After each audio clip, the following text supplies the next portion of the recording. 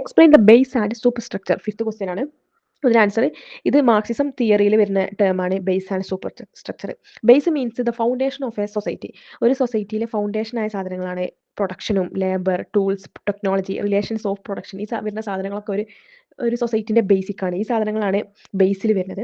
പിന്നെ അതുപോലെ സൂപ്പർ സ്ട്രക്ചറിൽ വരുന്നത് സെക്കൻഡ് സാധനങ്ങളൊക്കെയാണ്, അഥവാ കൾച്ചറൽ, രാഷ്ട്രീയം, സാമൂഹികം, നിയമം, മതം എന്നീ സാധനങ്ങളൊക്കെ വരുന്നതാണ് സൂപ്പർ സ്ട്രക്ചർ.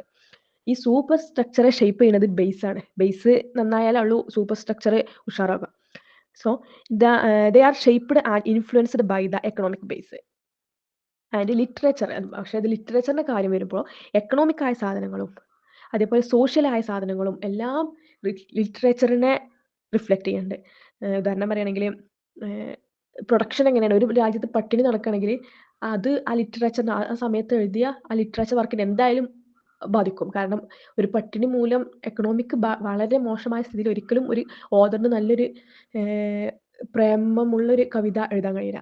സോ അതാണ് എക്കണോമിക് വരുന്നത്. പിന്നെ അതുപോലെ സോഷ്യലി ആയിക്കാണ്ട് ഭയങ്കര കച്ചറ അങ്ങോട്ടും ഇങ്ങോട്ടും നടക്കുന്ന ഒരു സമയത്താണ് ഒരു കവിത, ഒരു ലിറ്ററേച്ചർ ആർട്ട് എഴുതുന്നത് വെച്ചാൽ അതും അതിനെ ബാധിക്കും. സോ ഈ രണ്ട് ബേസും സൂപ്പർ സ്ട്രക്ചറും ഒരു ലിറ്ററേച്ചർ വർക്കിനെ റിഫ്ലക്ട് ചെയ്യും.